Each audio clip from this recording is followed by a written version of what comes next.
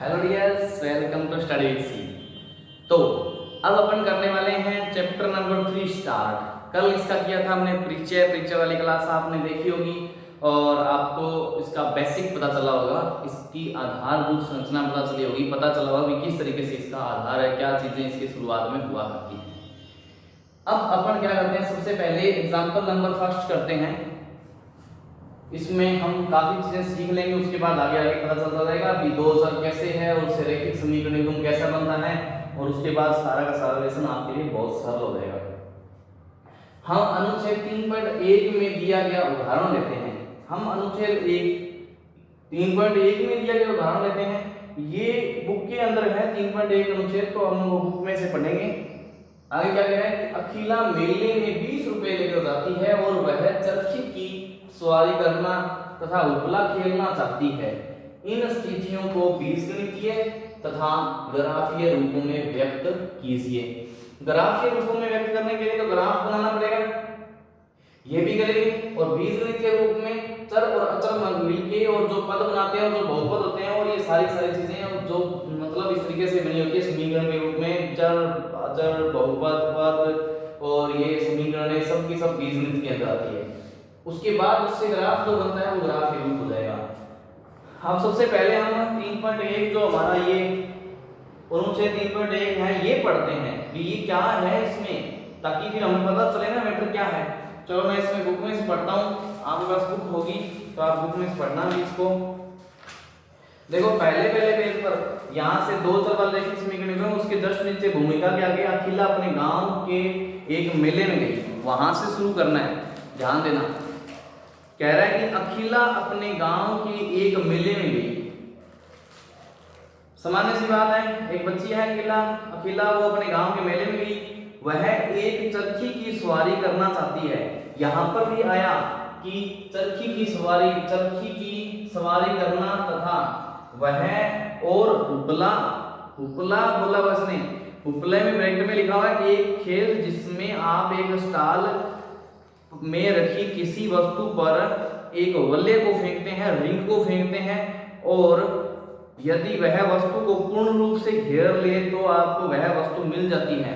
ऐसे नहीं देखा कभी वीडियोस में, ऐसे एक रिंग को फेंकना है, रिंग को ऐसे फेंकना है उसके वस्तु के ऊपर, जिस वस्तु के ऊपर वो रिंग चली गई वो वस्तु हमारी हो जाती है। जैसे चॉकलेटें पड़ी है, उधर कुछ भी पड़ा है, बहुत कुछ चीजें पड़ी होती है उनमें, उस हिसाब से होती है वो तो, और उसके ऊपर फेंका जो चीज जिस चीज के ऊपर पूरा आ गया एकदम, तो वो क्या चीज हमारी हो जाती है, उसको उपला कहते हैं। और चरखी तो वो घूमने वाली होगी है ना, उसके ऊपर सवारी करना चाहती है।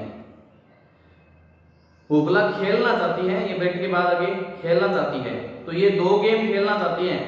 कौन सा? एक तो चरखी की सवारी करना चाहती है, चरखी जो घूमती रहती है उसके ऊपर सवारी करना चाहती है, और एक उपला खेलना चाहती है। उपला से आप परेशान मत होना भी, ये एक रिंग होती है, एक गोल सा कड़ा सा ऐसे मान के चलो होता है, और उसको क्या करते हैं ऐसे उस वस्तु पर फेंकते हैं। काफी वस्तुएं बड़ी होती है उनमें फेंकते हैं, तो सही से जिस वस्तु पे चली जाती है वो वस्तु हमारी हो जाती है। जितनी बार उसने उपला खेला, जितनी बार उसने उपला खेला उससे आधी बार उसने चरखी की सवारी की। नॉर्मल क्वेश्चन बन रहा है, जितनी बार उपला खेला। अब मान लेते हैं भी कितनी बार उपला खेला, और जितनी बार उपला खेला उससे आधी बार उसने क्या किया, उसके आधी बार उसने चरखी की सवारी की। ठीक है, मान लेते हैं जैसे चरखी की सवारी कितनी की उसने, उपला की सवारी जितनी की, जैसे मान लेते हैं उपला की सवारी x बार की उसने, उपला x बार खेलता, क्योंकि पहले बार क्या ना, जितनी बार उसने उपला खेला उसके आधी बार उसने चरखी की सवारी की। तो माना उपला खेला गया कितनी बार, x बार, तो तथा मान लो दोबारा और चरखी की सवारी की गई y बार, कितनी बार, y बार, तो y जो होगा चरखी की सवारी होगी वो उपला की आधी होगी, तो आधी कर देंगे सीधा आधा x। ठीक है, चलो इस पे करेंगे। उसके बाद यदि प्रत्येक बार की सवारी के लिए उसे चरखी की सवारी के लिए वो 3 रुपए देती है, 3 रुपए तथा उपला खेलने के लिए 4 रुपए खर्च करने पड़े, तो आप कैसे ज्ञात करेंगे कि उसने कितनी बार चरखी की सवारी की और कितनी बार उपला खेला। ये तो आगे की बात है, जबकि उसके लिए उस कुल 20 रुपये खर्च किए। चलो बात करते हैं सबसे पहले। इसने कहा कि चरखी की सवारी और उपला की सवारी, जो पहले बोल रहा है कि उपला की सवारी, उपला जितना बार खेला गया ना उसकी आधी बार चरखी की सवारी करी। तो सबसे पहले मान लेते हैं, माना उपला खेला गया कितनी बार, x बार। बहुत सिंपल बात है भाई, आप खेलने गए बाजार में, कुछ काम करने गए है ना, कितनी बार खेला गया, x बार, तो नॉर्मल है। उपला इस तरीके से गेम है, आपने रिंग कई बार कितनी बार डाली, x बार डाली। तथा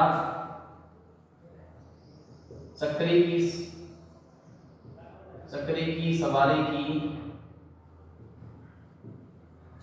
कितनी बार, y बार।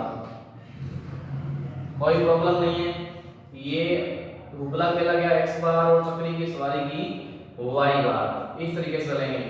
अब सबसे पहले प्रश्नानुसार लेते हैं। प्रश्नानुसार स्थिति फर्स्ट पहली क्या कह रहा है कि जितनी बार उपला खेला गया, कितनी बार, x बार, इसका आधा क्या, चक्री की सवारी के लिए, चक्री की सवारी ये y है, ये y जो होगा वो x का आधा होगा, क्योंकि जितनी बार, ये मान लेते हैं 10 बार खेला गया उपला, तो चक्री की सवारी इसका आधा कितना हो जाएगा, 10 का आधा 5 बार, तो 5 बराबर 1/2 10 कर सकते हैं सीधा सीधा। ये चीज है वैसे उपला और चक्री, ठीक है। तो पहली कंडीशन के अनुसार तो ये हुआ। अब सेकंड कंडीशन लेके चलेंगे इसकी, ये हुआ पहली कंडीशन के अनुसार। फिर ये क्या करेंगे, इसको 2 को इधर गुना कर देंगे, 2y हो जाएगा बराबर x हो जाएगा, 2 इधर आता है इसके बाद में इधर आके गुना में हो जाएगा। अब x इधर पड़ा हुआ अजीब लग रहा है, समीकरण बना दिया, समीकरण के बराबर होता है 0, x को इधर भी, x को भी इधर ले आते हैं, तो 2y माइनस x लिख लो और बराबर 0 लिख लो। इस तरीके से करते हैं कि ये समीकरण नंबर 1 मान सकते हैं। इसको इस समीकरण में से x माइनस का कॉमन लेकर इधर भेजने से ये x माइनस 2y भी बन जाएगी बराबर 0। समीकरण नंबर ये एक ही बात है, कोई प्रॉब्लम नहीं है। आप चाहे इस समीकरण से कर लो चाहे इस समीकरण से कर लो, मान एक से आएंगे। अब चलते हैं आगे। स्थिति दूसरी क्या कह रही है, स्थिति दूसरी कह रही है कि उसने सवारी के लिए 3 रुपए दिए, ठीक है। सवारी कितनी थी, सवारी ये जो y, तो 3 रुपए एक बार की सवारी के लिए, तो कुल रुपए कितने सवारी के, 3 y रुपए हो जाएंगे। और 4 रुपए क्या दिए, उपला खेलने के लिए दिए, उपला खेलने के लिए 4 रुपए दिए, एक बार उपला खेला 4 रुपए, तो x बार उपला खेला टोटल हो जाएगा। और इस प्रकार से उसके पास टोटल कुल 20 रुपए थे, ये 20 रुपए इधर भी लिखा हुआ है, 20 रुपए लेकर जाती है। तो इस प्रकार से 20 रुपए का काम पूरा हो जाएगा, ठीक है। 20 रुपए लगाने चाहिए इसी तरीके से। अब हमें क्या करना है, हमें ये समीकरण नंबर 2 बन चुकी है। यहाँ पे हमें एक तो बीजगणितीय रूप में लिखना था, तो देखो समीकरण 1 व 2 जो है ना, इसी स्थितियों का, इन समस्याओं का बीजगणितीय रूप है, ठीक है। तो लिख देते हैं समीकरण 1 व 2 इन समस्याओं का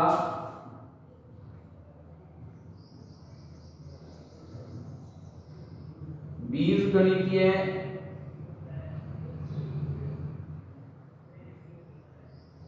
रूप है।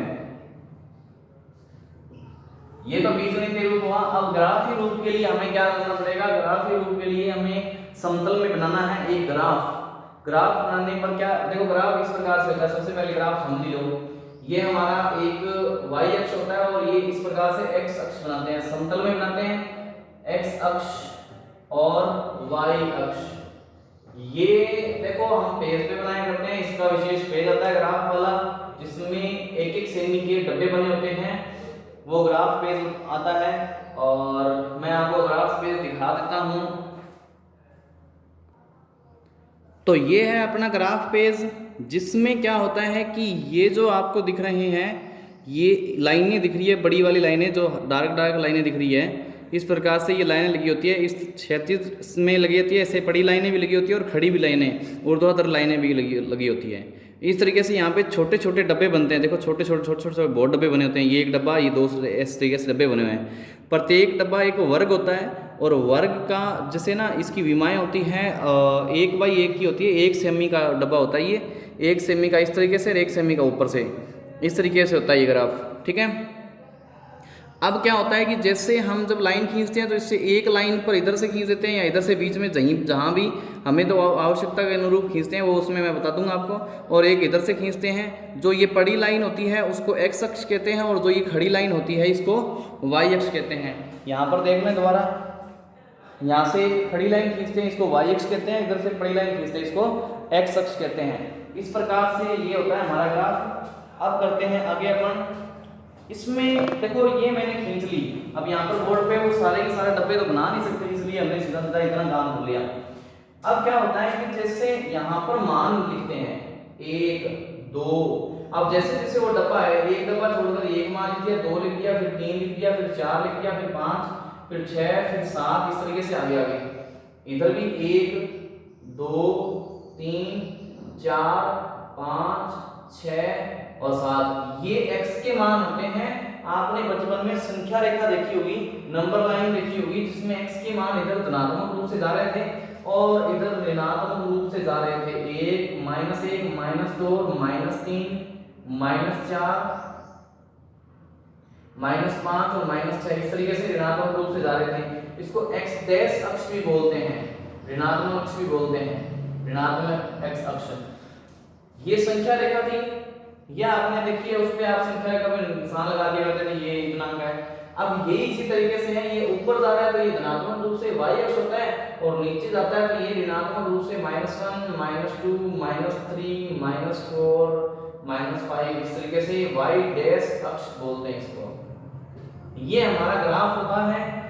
अब अपन क्या करेंगे, इस ग्राफ में इसके कुछ मान निकाल लेंगे और इसमें रखेंगे और वो इसका क्या हो जाएगा, ग्राफीय रूप हो जाएगा। चलो शुरू करते हैं।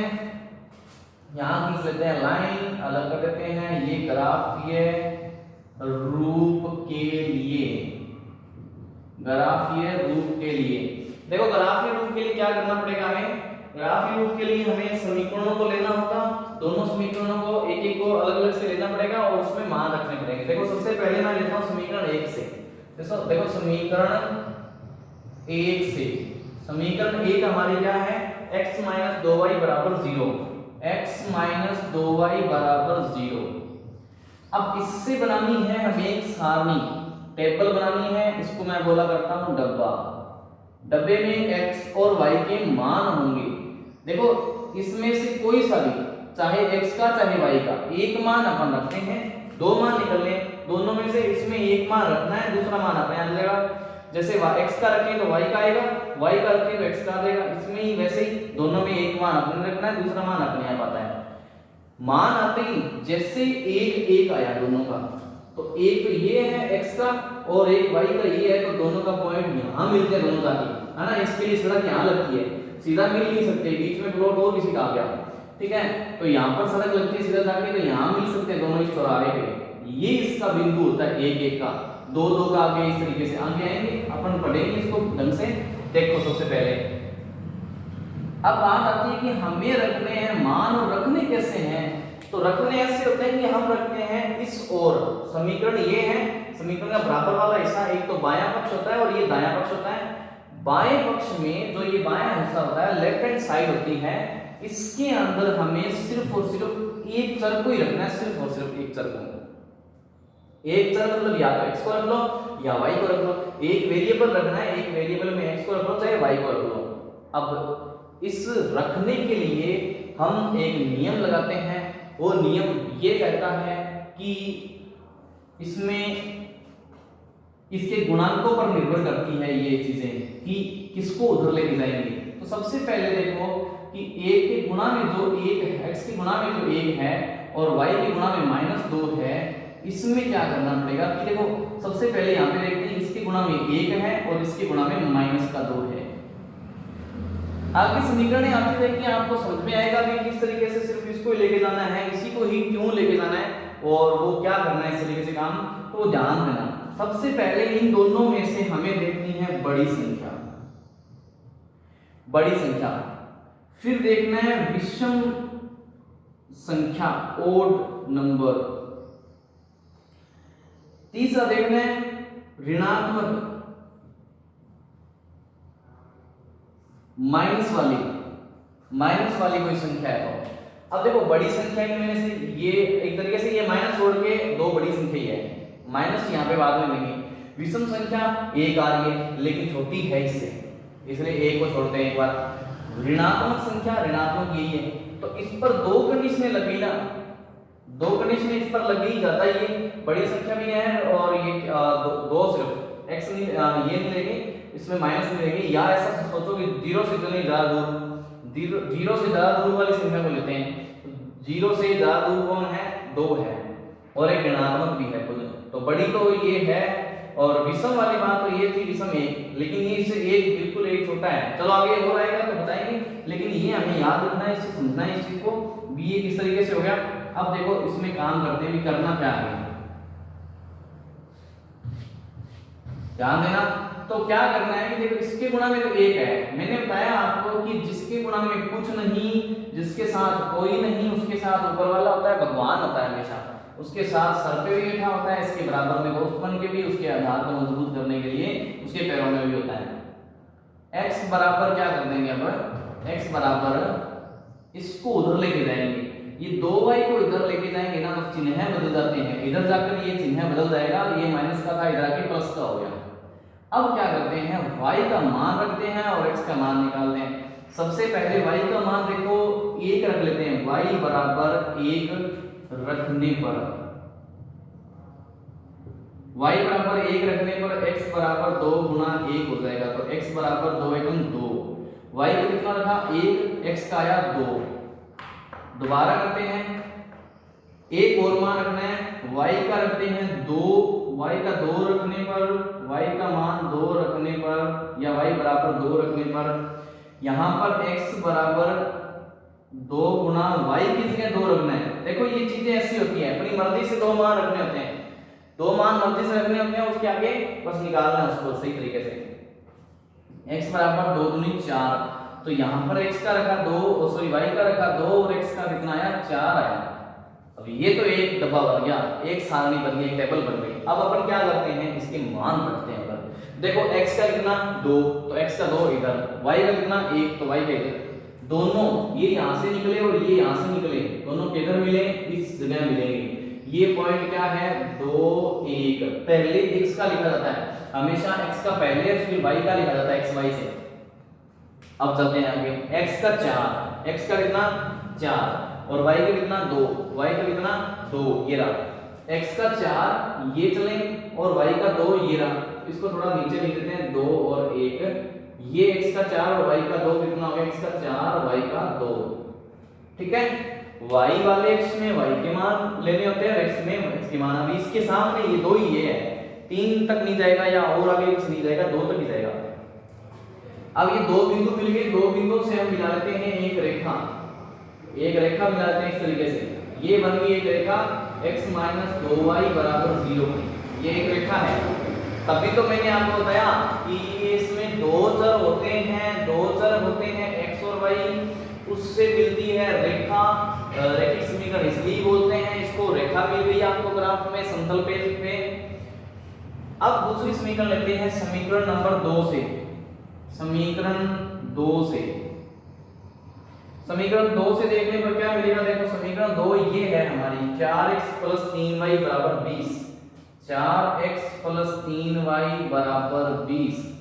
मैंने आपको बताया कि इन दोनों के गुणांक, x का गुणांक और y के गुणांक में से कुछ लेके जाना है उधर, या तो इस पद को लेके जाएंगे पूरे को या इस पद को पूरे को लेके जाएंगे। लेके जाने की कोशिश किसको करेंगे, वो 3 तरीके देखने हैं। पहले बड़ी संख्या देखनी है, देखो 4 बड़ी संख्या है।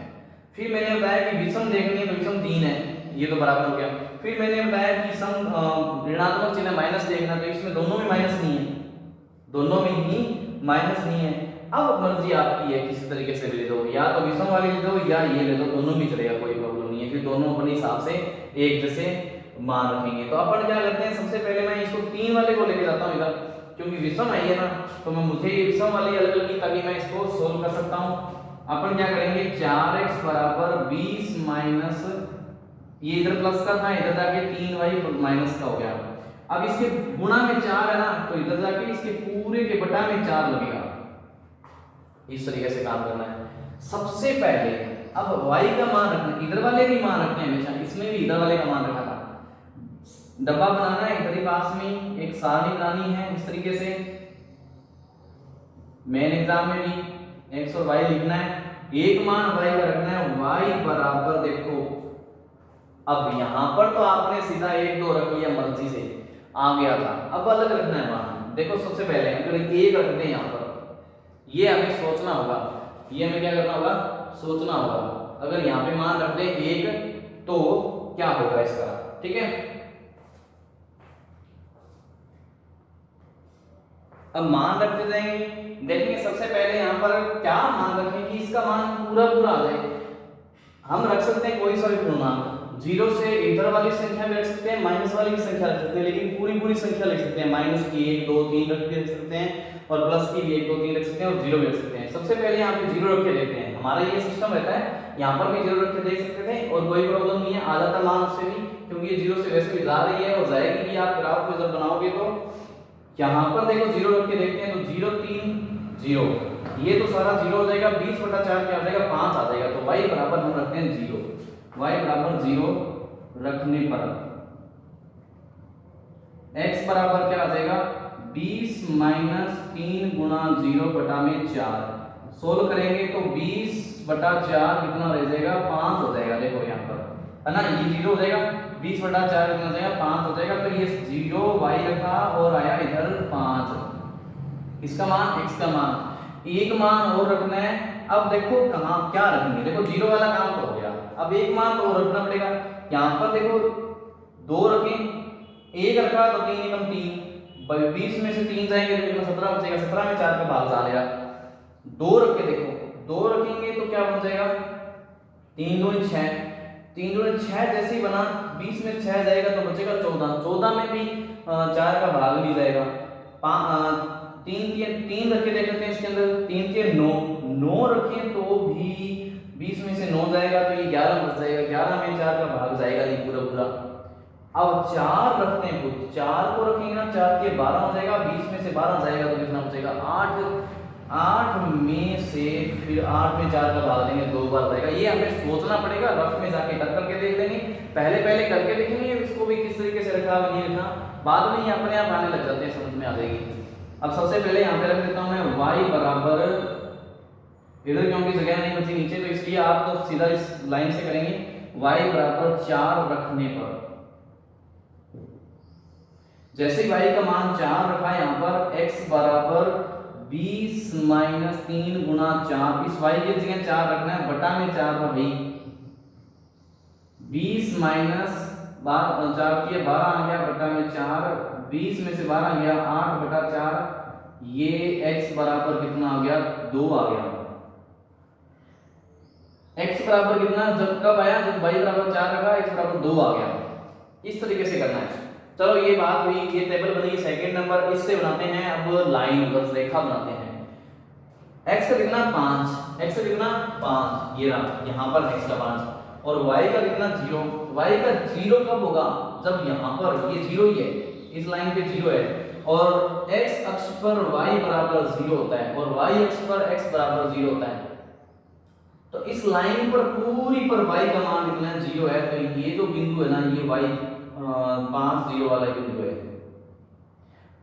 दूसरा है जो 2, x का 2 कितना ये रहा, और y का 4 कितना ये रहा, यहां से इस तरीके से जाएगा वो, और यहां पर मिलेंगे दोनों,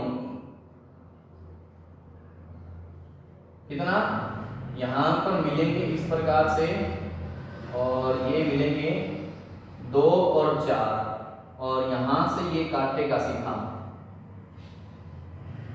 इसके ऊपर से होके जाएगा 2 और 4, और समीकरण जो थी हमारी 4x + 3y बराबर 20, इस तरीके से, ठीक है। यहाँ पर 20 कहाँ से आया था वो ध्यान रखें आप, टोटल पैसे थे वो कुल पैसे आ जाएंगे वो वाले थे, और इस तरीके से ये सारा सिस्टम हो गया। ये अब इसका ग्राफ है, ग्राफ के रूप। ये पहला क्वेश्चन था, पहला उदाहरण था, बहुत अच्छे से आपने किया होगा। दोबारा देखो, अगर कहीं से समझ में नहीं आया तो फिर कमेंट करो कि कहाँ से समझ में नहीं आया। और अगले ऐसे अगर एक क्वेश्चन समझ में नहीं भी आया, हल्का फुल्का कम समझ में आया, तो अगर आगे क्वेश्चन करेंगे ग्राफ वाले बहुत कुछ इसमें, जैसे अनुच्छेद की बातें की तो हो सकता है वो समझ में कम आई हो आपके। आगे और क्वेश्चन करेंगे तो आपके एकदम बढ़िया से समझ में आ जाएंगे और सही से कोई प्रॉब्लम नहीं आएगी। अब ये प्रश्न की आप दोबारा देखो, बार बार समझ में आएगा। बाकी कल करते हैं अगली क्लास में, और आज की क्लास में इतना ही। धन्यवाद।